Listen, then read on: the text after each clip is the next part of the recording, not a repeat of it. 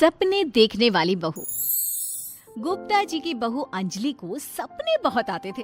एक दिन सुबह सुबह जब अंजलि सोकर उठी, सासू माँ जानती हैं क्या होने वाला है? अरे क्या हुआ, फिर से कोई नया सपना देख लिया क्या? हाँ सासू माँ, बहुत जोर से बरसात आने वाली है। आज कोई कपड़े मत धोना, सूख नहीं पाएंगे। अरे बहू, बाहर तो इतनी तेज धूप निकली पड़ी है, तुमको कहाँ बारिश नजर आ रही है? अरे मम्मी जी, मैंने सपने में देखा था बहुत जोर से बारिश होने वाली है, इसलिए बस आज कोई कपड़े नहीं धुलेंगे।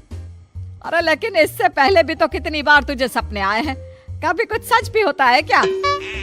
मम्मी जी, आप भी ना सपनों पर भरोसा करना चाहिए, भरोसा। अंजलि की सास उसकी कोई बात नहीं मानती, लेकिन उस दिन वाकई में शाम होते होते घने बादल आ जाते हैं और जोर से मूसलाधार बारिश होने लगती है। अंजलि, आज तो तुम्हारा सपना सच हो गया। बहू, आज तो तुमने सपने में बारिश देखी थी ना, और देखो सच में बारिश हो गई। लगता है अगली बार से हमें तुम्हारी बात माननी पड़ेगी। पापा जी, मैं तो हर बार ही मम्मी जी से कहती हूँ, मेरे सपने सच हो जाते हैं, बस भरोसा रखिए। कुछ दिनों के बाद, अजी सुनते हैं, मुझे ना सपना आया था और सपने में मैंने देखा कि आपकी पूरी 1 करोड़ की लॉटरी लगी है। अरे कभी कभी सपना सच होना सही बात है, लेकिन हमेशा ऐसा नहीं होता अंजलि। और वैसे भी लॉटरी लगने ही वाली है तो अच्छी बात है ना। मैं तो कहती हूँ, हम वो बड़ा सा घर खरीदने वाले थे ना, आज ही चलकर उसको फाइनल कराते हैं। अरे वाह वाह, हाथ में पैसा नहीं और बड़ा घर खरीदना है। अरे मम्मी जी, बताया ना आपको, मुझे सपना आया था कि हमें 1 करोड़ की लॉटरी लगने वाली है। देखो बेटा, ये पैसों का मामला है, इसमें किसी तरह की रिस्क नहीं लेनी चाहिए। और जब तुम्हारा सपना सच हो जाए तब तुम घर खरीद लेना। मम्मी पापा ठीक है अंजलि, अभी इतनी जल्दबाजी करने की क्या जरूरत है? मैं कुछ नहीं जानती, मुझे वो घर चाहिए तो चाहिए। और आपको प्रॉब्लम क्या है? कुछ दिनों में तो पैसे आने ही वाले हैं लॉटरी से। हाँ तो जब पैसे आ जाएंगे तब खरीद लेंगे ना। पर हमारी अंजलि खाना पीना छोड़कर जिद पकड़कर बैठ जाती है। आखिर मजबूर होकर अंजलि के पति को उस घर को बुक कराने के पैसे देने पड़ते हैं। कई दिन बीत जाते हैं, लेकिन अंजलि के पति की कोई लॉटरी नहीं लगती। कुछ दिनों के बाद, तुम्हारे सपने के चक्कर में तो सब खराब हो गया अंजलि। ना लॉटरी लगी, ऊपर से बेकार में ही सारी जमा पूंजी उस घर को खरीदने में खर्च हो गई। थोड़ी दिन तो इंतजार करो, अब ऐसा थोड़ी ना होता है कि आज सपना आया और कल आपकी लॉटरी लग गई। मैंने तो पहले ही कहा था, तुम्हारी बीवी को तो हर सपने पर विश्वास करने की आदत पड़ गई है। ऐसा भी कहीं होता है क्या? कुछ दिनों के बाद अचानक से अंजलि के पति के पास एक फोन आता है और पता चलता है कि उसकी 1 करोड़ की लॉटरी लग गई है।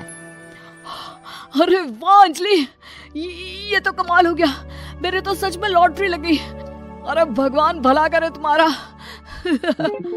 हाँ हाँ बहू, अब तो तुम जो कहोगी हम वो सब बात मानेंगे। तुम्हारे सपने का मतलब तो पूरा का पूरा सच होता है। अरे बिल्कुल ठीक कहते हैं, मैं तो बेकार में ही बहू को उल्टा सीधा सुनाती थी। अरे इसके सपने तो वाकई में सही हो जाते हैं। अपने घर वालों की बात सुनकर अंजलि मन ही मन बहुत इतराती है। उसे लगता है कि अब वो जो भी सपना देखेगी सच हो जाएगा। और इसी चक्कर में एक दिन अंजलि को सपना आता है कि अचानक उनके घर पर बहुत सारे मेहमान आने वाले हैं। यही सोचकर अंजलि अपनी सास को कहकर बहुत सारा खाना पहले से ही बनाकर रख लेती है। सुबह से शाम हो जाती है।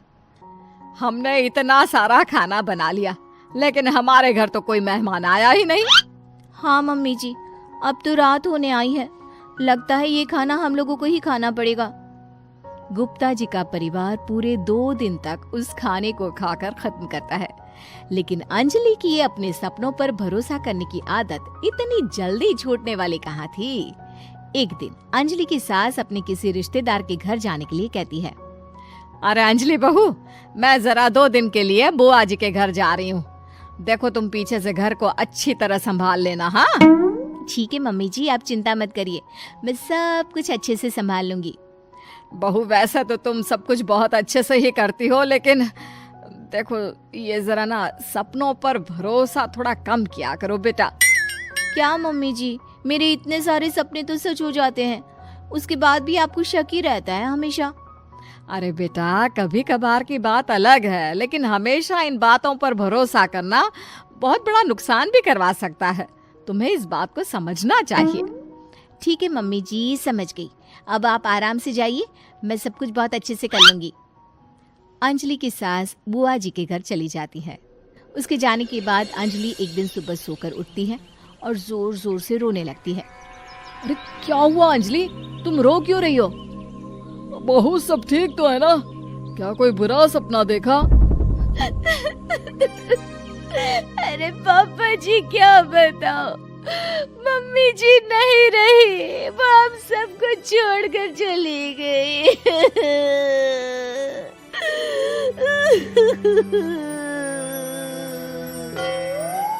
छोड़कर चली गई? अरे क्या मतलब है? वो तो अपनी बुआ जी के घर गई है ना? पापा जी, सासू माँ बुआ जी के घर नहीं, भगवान जी के घर गई है। अरे अंजलि, सुबह सुबह कैसी बात कर रही हो? बुआ के घर गई है, कुछ नहीं हुआ है उनको। मैंने सपने में देखा था, मम्मी जी भगवान को प्यारी हो गई है। अंजलि का पति उसे समझाने की कोशिश करता है, लेकिन अंजलि के बार बार कहने पर वो भी इस बात पर भरोसा कर लेता है कि अब उसकी माँ दुनिया में नहीं रही। सारे गांव में ये खबर फैल जाती है कि अंजलि की सास की मौत हो गई। भगवान, अब हम क्या करेंगे? तुम्हारे सर से माँ का साया उठ गया। मैं तो कहती हूँ पापा जी, इनको बुआ जी के घर जाकर मम्मी जी की डेड बॉडी को ले आना चाहिए, तब तक हम उनकी अंतिम यात्रा की तैयारी करते हैं। अंजलि का पति अंजलि की बात सुनकर बुआ जी के घर के लिए रवाना हो जाता है। उधर अंजलि अपनी सास के अंतिम संस्कार की सारी तैयारियां कर लेती है। मोहल्ले के सारे लोग वहां पर आकर इकट्ठा हो जाते हैं। बहुत बुरा हुआ, मेरी सास मुझे बहुत प्यार करती थी, बुआ जी के घर गई थी। अरे हमको क्या पता था कि भगवान जी के घर जा रही है। अंजलि ने अपनी सास की तस्वीर पर हार पहनाकर घर के बीचों बीच रख दिया। सब लोग आकर गुप्ता परिवार को सांत्वना दे रहे थे। थोड़ी देर बाद अंजलि का पति घर आता है और साथ में अपनी माँ को भी ले आता है। अरे बहू, मेरी तस्वीर पर हार क्यों चढ़ा रखा है? सब लोग अंजलि की सास को देखकर डर जाते हैं। अरे आप लोगों को डरने की कोई जरूरत नहीं है, मेरी माँ जिंदा है। ये तो मेरी बीवी के सपने के चक्कर में हम लोगों ने अपनी माँ को मरा हुआ समझ लिया। बहू, सपने देखना ठीक है, पर अपनी जिंदा सास का अंतिम संस्कार करना बहुत बड़ी गलती। उसके बाद अंजलि की अपने सपनों पर आंख मूंद कर भरोसा करने की। एक समय की बात है, एक गांव में सफेद साड़ी वाली चुड़ैल का आतंक था। चुड़ैल रात भर गांव में घूमती और गांव का जो भी आदमी उसे दिखाई देता उसे वो घायल कर देती। अरे कोई तो बचाओ, मर गया रे। एक रात हरिया अपने खेत से अपने घर लौट रहा था कि तभी अचानक उसके सामने चुड़ैल आ जाती है। अरे बाप रे, ये चुड़ैल कहाँ से आ गई? आज तो मैं गया काम से।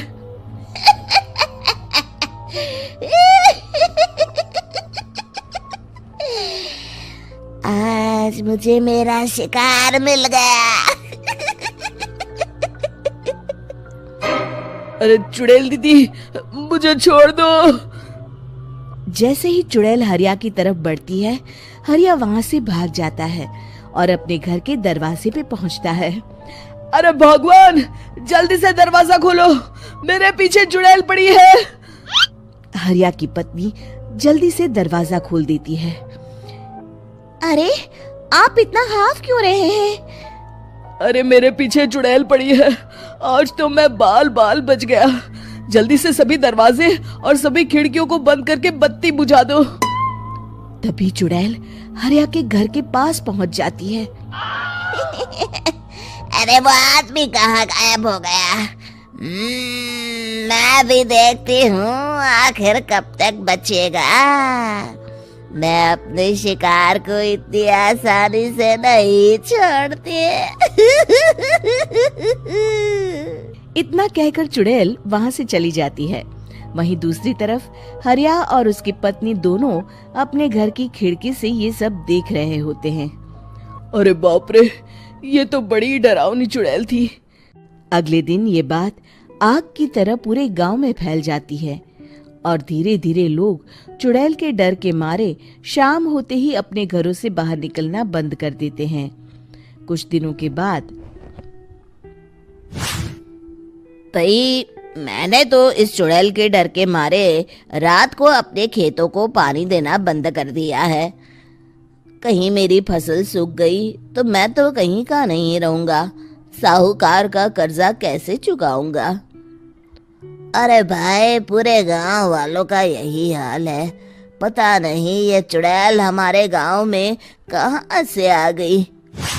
फिर एक दिन गांव के पास वाली नदी के किनारे एक बहुत बड़े तांत्रिक के आने की बात कुछ गांव वालों को पता चलती है। वो लोग जाके ये बात गांव के मुखिया को बताते हैं। मुखिया जी, नदी के किनारे एक बहुत ही पहुंचे हुए तांत्रिक बाबा आए हैं। हमें उनसे मदद मांगनी चाहिए। मैंने सुना है वो बड़े बड़े भूतों और चुड़ैलों को अपने वश में कर लेते हैं। मुखिया जी सभी गांव वालों को लेकर उस तांत्रिक के पास पहुंच जाते हैं। ओम फट स्वाहा, ओम फट स्वाहा। तभी तांत्रिक अपनी बंद आंखों को खोलकर कहता है, क्या बात है? तुम सब लोग यहाँ क्यों आए हो? मुखिया जी उस तांत्रिक को सारी बात बता देते हैं। अच्छा, तो ये बात है। और तांत्रिक अपनी आंखों को बंद कर लेता है। मैं देख रहा हूँ तुम्हारे पूर्वजों ने बहुत पाप किए थे, जिससे ये गांव अब श्रापित हो चुका है। उसी के फल स्वरूप तुम्हारे गांव में चुड़ैल आई है। ये चुड़ैल बहुत खतरनाक है, ये किसी को नहीं छोड़ेगी। हे भगवान, मर गए रे, अब क्या होगा? तभी गांव के मुखिया जी कहते हैं, बाबा, इस चुड़ैल से हम सबको बचा लीजिए। कोई तो उपाय होगा। इसका सिर्फ एक ही उपाय है। सभी गांव वालों को बारी बारी हर दिन अपनी आधी फसल उस पहाड़ी के ऊपर बनी काली गुफा में छोड़ के आनी होगी। तभी उस चुड़ैल की भूख मिटेगी और श्राप का प्रभाव खत्म हो जाएगा और तुम सब जिंदा बच जाओगे। सभी गांव वाले उस तांत्रिक की बात को मान लेते हैं और वहां से चले जाते हैं। फिर अगले दिन से रोज उस गांव के लोग बारी बारी से अपनी आधी फसल उस काली गुफा के पास जाकर रखाते। कुछ दिनों बाद हरिया की बारी आती है। बाप रे, आज तो मेरी बारी है उस काली गुफा में जाने की। क्या करूं? वो तो बड़ी खतरनाक चुड़ैल है। मेरे तो हाथ पैर कांप रहे हैं। फिर हरिया डरते डरते अनाज की बोरियां अपनी बैलगाड़ी में लाद देता है। तभी हरिया की पत्नी उससे कहती है, देखो जी, संभल के जाना और किसी भी हालत में शाम होने से पहले वापस आ जाना। उस चुड़ैल का कोई भरोसा नहीं है जी।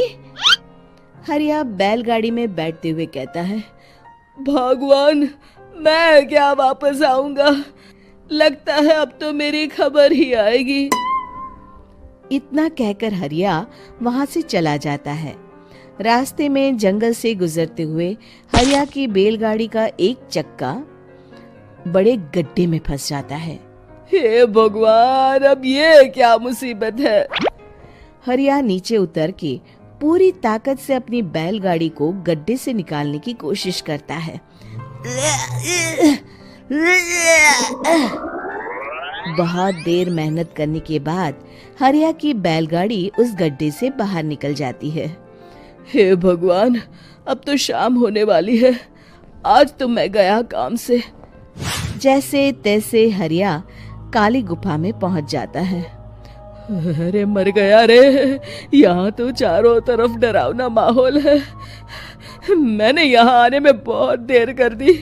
कहीं चुड़ैल नाराज ना हो जाए। हरिया अनाज की बोरियां वहां रख के जैसे ही जाने लगता है, तभी उसे किसी के आने की आवाज सुनाई देती है। हरिया एक कोने में छुपकर अंदर देखने लगता है। चुड़ैल वहां आती है और फिर अपने चेहरे से नकली चुड़ैल का मुखौटा निकाल देती है।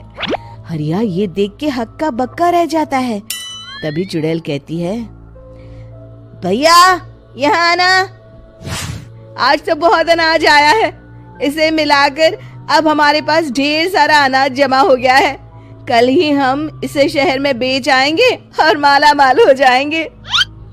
तभी अंदर से नदी के किनारे वाला तांत्रिक बाहर आता है। अरे ये तो तांत्रिक बाबा है। हाँ, अब तो हम दोनों की जिंदगी मजे में कटेगी। गांव वालों को बेवकूफ बनाना इतना भी मुश्किल नहीं था। लोग तो तुम्हें सच में असली चुड़ैल समझते हैं। हाँ, तुमने सही कहा। अब ये गांव वाले चुड़ैल के डर से जिंदगी भर इस काली गुफा में अनाज पहुंचाते रहेंगे। अच्छा, तो ये बात है। ये दोनों पूरे गांव वालों को बेवकूफ बना रहे हैं। अभी जाकर सबको बताता हूँ। हरिया उन दोनों की पूरी बातें सुन लेता है और जल्दी से वापस गांव में आता है। गांव वालों को पूरी बात बता देता है। इससे पहले वो दोनों हमारा अनाज लेकर शहर जाए, हमें उन दोनों को पकड़ना होगा। उधर दूसरी तरफ नकली तांत्रिक और नकली चुड़ैल बनी औरत एक बड़ी गाड़ी में सारा अनाज लाद के वहां से निकलने की तैयारी कर रहे होते हैं। जल्दी करो, इससे पहले हमें कोई देख ले। हमें यहाँ से निकलना होगा। और तभी वो दोनों देखते हैं कि सामने से सभी गांव वाले अपने अपने हाथों में मशाल लेके आ रहे हैं। दोनों बुरी तरह डर जाते हैं। रुक जाओ, तुम दोनों का भांडा फूट चुका है। अरे मर गए रे, ये गांव वाले कहाँ से आ गए? तुमने क्या सोचा इतनी आसानी से यहाँ से निकल जाओगे? ये अनाज हमने अपने खून पसीने से दिन रात खेतों में मेहनत करके उगाया है। दोनों मुखिया जी के पैरों में गिर जाते हैं। हमें माफ कर दीजिए, हम दोनों एक नंबर के कामचोर हैं। बिना मेहनत किए पैसे कमाना चाहते थे। हाँ, अब हम आगे से मेहनत मजदूरी करके पैसे कमाएंगे। हमें कुछ मत करना, हमें छोड़ दीजिए। इतना कह के दोनों गांव छोड़ के भाग जाते हैं और सभी गांव वाले फिर से खुशी खुशी रहने लगते हैं। शिक्षा, तभी तो कहते हैं कि किसी भी समस्या का समाधान केवल सूझबूझ से ही करना चाहिए और कभी हिम्मत नहीं हारनी चाहिए। दोस्तों, हमें उम्मीद है कि आपको हमारी ये कहानी पसंद आई होगी। कृपया हमारे चैनल को सब्सक्राइब करें और सभी अपडेट्स के लिए बेल आइकन जरूर दबाएं। और हाँ, वीडियो लाइक और शेयर करना मत भूलिएगा। Bye bye. उम्मीद है कि आपको हमारी ये कहानी पसंद आई होगी। कृपया हमारे चैनल को सब्सक्राइब करें और सभी अपडेट्स के लिए बेल आइकन जरूर क्लिक करें। और हाँ, वीडियो लाइक और शेयर करना मत भूलिएगा। Bye bye.